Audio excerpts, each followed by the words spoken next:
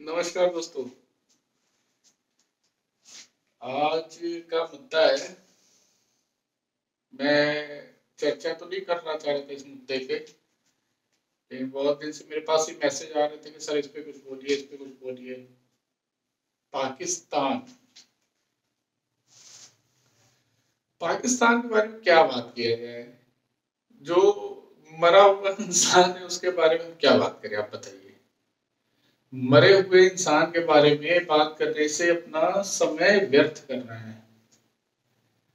और पाकिस्तान के बारे में हम क्या बोले बताइए, वो तो खुद ही मरा जा रहा है, देख रहे हैं भिखमंगे के कगार पहुंच गया है, भुखमरी एकदम चरम सीमा पे है वहां पे। तो उसके बारे में क्या बोला जाए? वो एक कोई नेशन नहीं है, वो तो आप कई बार सुने भी होंगे। वो एक मतलब कहा जाए आतंकवादी सोच का एक समूह है वो, है ना। और रही बात लड़ने लड़ाने की, तो देखिए अब ये तो वही बात हो गया ना कि कोई कुत्ता है और हाथी चल रही है बाजार में, तो भौंक रहा है पीछे पीछे, है ना। तो वही हाल है इनका। और इनके बारे में क्या बोले, आप कभी आप अच्छा एक और मजेदार बात, आप कभी जाइएगा बाघा बॉर्डर, है ना।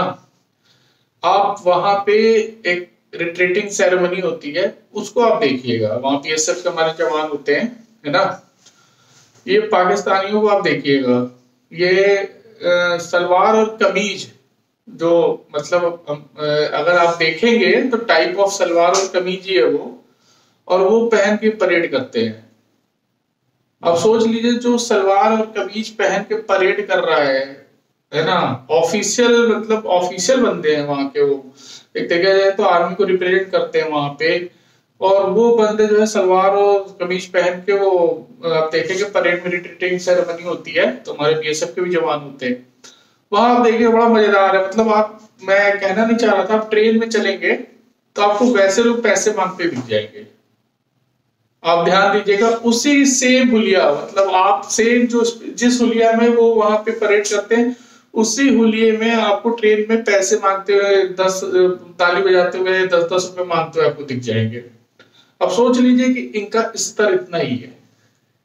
अब इनके बारे में क्या बोला जाए, इन्हें जितना बोलिए उतना कम, इन्हें फर्क तो कुछ पड़ने वाला है नहीं, करेंगे अपने मनी की, है ना। अब देखिए पहले क्या था कि, अच्छा आप एक चीज और देखिए, ये कश्मीर कश्मीर चिल्लाते रहते हैं, तो क्या कश्मीर का मुद्दा तो अभी भूल गए हैं, है ना। क्योंकि 370 हटा तब से फिर इनको पता है चिल्लाने से फायदा नहीं, फिर भी बीच बीच में चिल्लाते रहते हैं, इनका काम है ये। नहीं चिल्लाएंगे तो फिर मतलब वहां के नेताओं की अपनी जो जमीन है तैयार किए हुए वो खत्म हो जाएगी पूरी तरीके से। देखिए पाकिस्तान का सबसे मतलब कंसर्न की उनके लिए बात होनी चाहिए, क्योंकि उइगर मुस्लिम मुस्लिम है जो चाइना में है।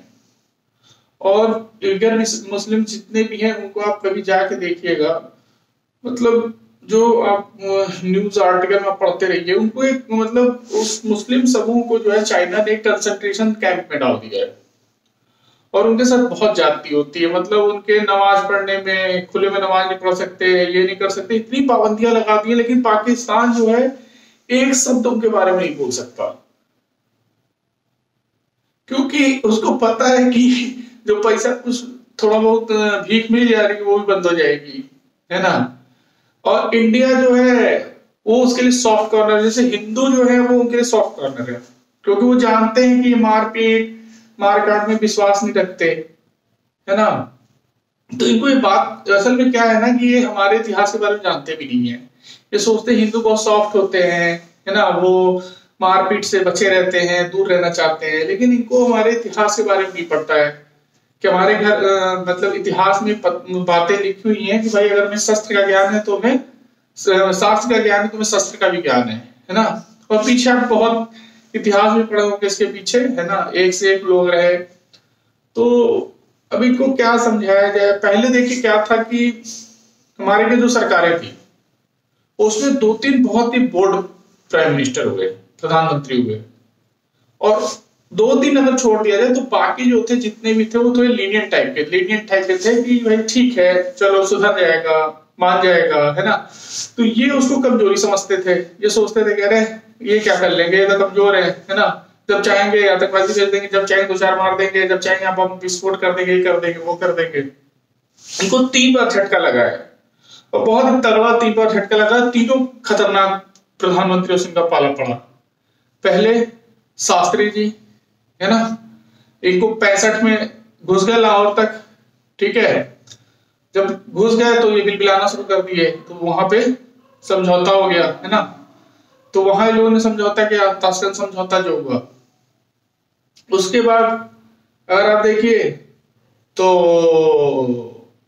यहाँ पे आपका 71 में इंदिरा गांधी ने तो इनको ऐसा चीरा बीच से कि खत्म हो गए, खेल ही का खत्म कर दिया।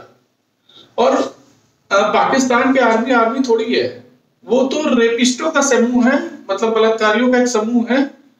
मतलब आप देखेंगे तो इन लोगों ने पूर्वी पाकिस्तान, उस टाइम का जो कि इस टाइम प्रेजेंट टाइम में बांग्लादेश है, वहां पे इन लोगों ने इतना कत्लेआम किया, इतना रेप किया वहां की, मतलब औरतों को साथ, मतलब सिर्फ नस्ल भेद पे, कि मतलब वो लोग देखने में थोड़े से कलर में काले थे, तो यहाँ की फौज कहती थी कि इनका रेप करो कि नस्ल बदल देंगे, है ना। तो इनके आर्मी के जो ऑफिशियल बंदे थे वो वहां के औरतों के साथ रेप करते थे। तो वो लोग फिर एकदम परेशान हो गए, फिर वो इंदिरा गांधी के पास आए, और उस टाइम शेख मुजीबुर रहमान थे, है ना, जो इस टाइम शेख हसीना है, इन्हीं के पिताजी थे। तो इंदिरा गांधी से जब उन लोगों ने मांगा भाई मदद करिए, अच्छा शेख मुजीबुर रहमान जो है उनको मेजोरिटी मिल गई थी, ये बहुत लंबी कहानी है, तो उनको जो है एज अ पीएम मतलब मेजोरिटी मिली थी, तो वो इन लोग अस्वीकार कर दिए थे। तो शेख मुजीबुर रहमान वहां के एक अच्छे नेता में आते थे, ठीक है। अब हुआ क्या कि ये लोग इंदिरा गांधी के पास आए, इंदिरा गांधी जो है से बोले कि भाई हमको ये लोग साथ में इतना प्रताड़ित कर रहे हैं और ऐसी ऐसी बात है। तो इंदिरा गांधी ने जो है मुक्ति वाहिनी जो है एक सेना थी, उनको सपोर्ट किया, है ना, अपनी आर्मी उतार के उनको सपोर्ट किया। अंदर की बात है सारी, है ना। तो फिर उसके बाद वो लोग लड़े इनसे, पाकिस्तानियों से। तो ये अब देखे होंगे, फिर उसके बाद अमेरिका उसमें साथ देने की कोशिश किया, तब तक रसिया हमारे साथ आ गया, है ना, ब्लॉकेट मार दिया, साथी बेड़ा ले आके ब्लॉकेट मार दिया, ठीक है। तो ये पूरा जल के रास्ते से आपको पता होगा, जब हिस्ट्री आप पढ़ेंगे तो आपको पता होगा, इंटरनेशनल रिलेशंस में आते हैं। तो मेरा कहने का सेंस ये है कि जब वहां पे इस तरीके के लोगों ने किया, मतलब पाकिस्तानियों ने, तो इंदिरा गांधी का बहुत ही बोल्ड स्टेप था। उन्होंने सैम मानेकशॉ साहब को बुलाया और कहा कि भाई इनको निपटाओ, कैसे निपटाना है। तो उन्होंने कहा कि आप हमें छोड़ दीजिए, हमें जब निपटाना होगा हम अपने अकॉर्डिंग निपटाएंगे, आपके कहने से अभी हम तुरंत तो लड़ाई झगड़ा इनसे करेंगे नहीं, है ना।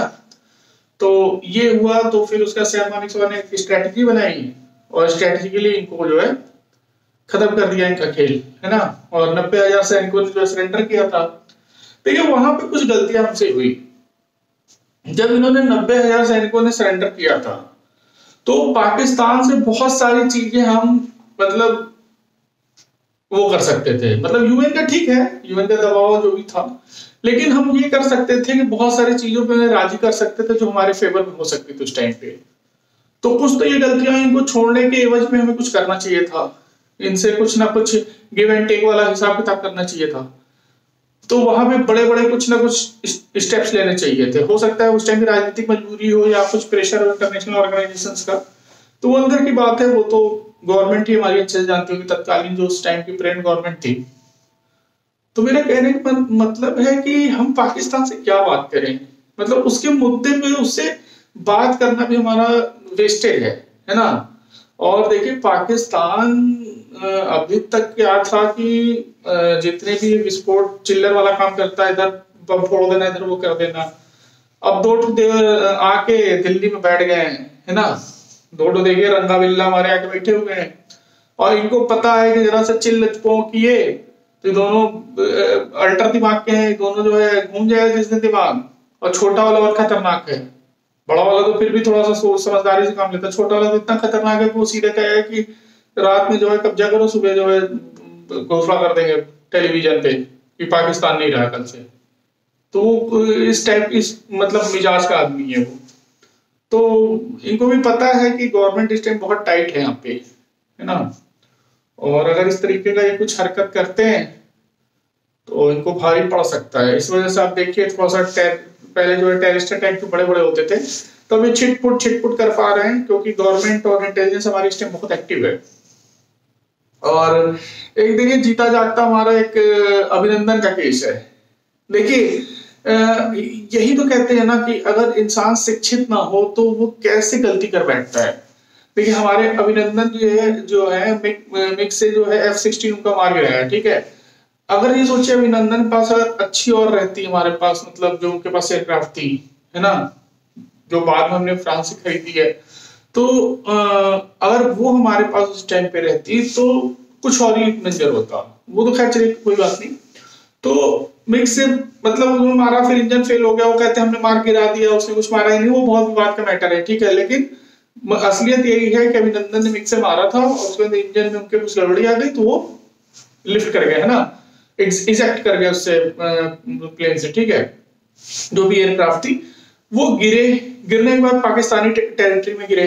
अब इन मूर्खों को ये नहीं पता, वो बंदा गिरा तो पूछा कि कौन सा मतलब क्या है ये, तो ये सब बोल रहे हैं पाकिस्तान नहीं, ये बोले इंडिया है ना। देखिए इनकी होशियारी देखे, बोले इंडिया है।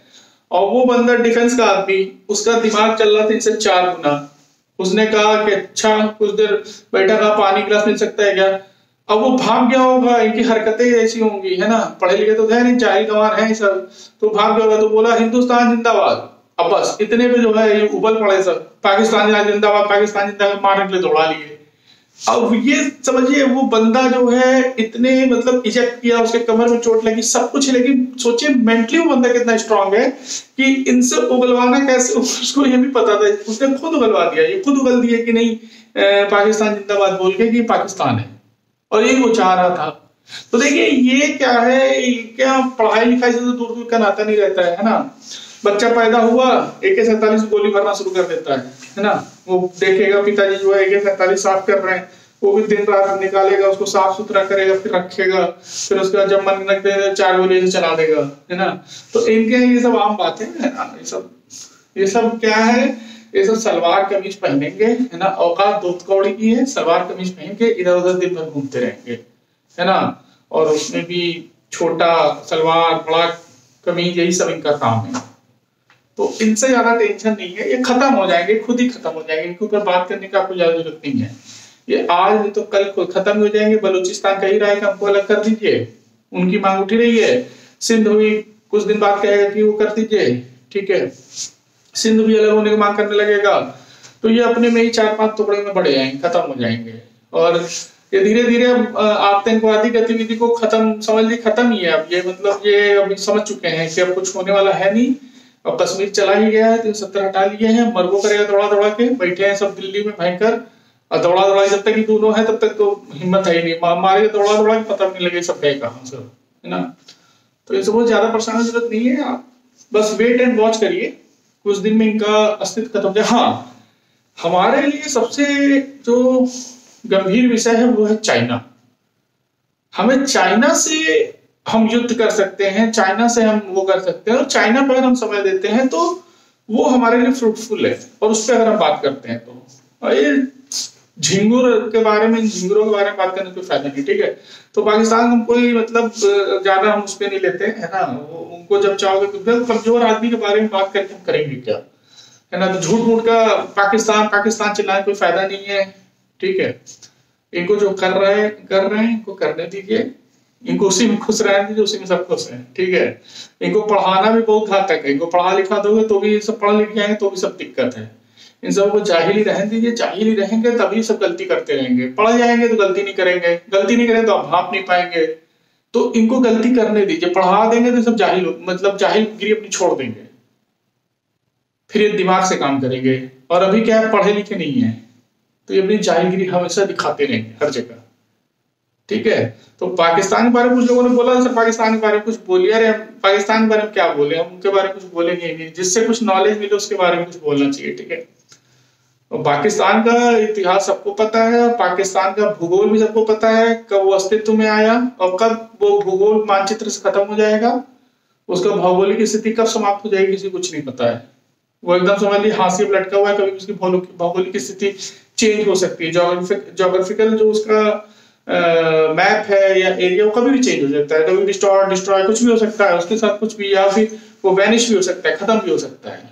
ठीक है, तो उसके लिए आप ज्यादा चिंता मत करिए, वो नक्शा फिर से छापना ही पड़ेगा, आज नहीं तो कल से फिर से नक्शा छपना ही है। ठीक, तब तक के लिए अपना ख्याल रखिए और फिर किसी अन्य मुद्दे पे मिलेंगे। जय हिंद।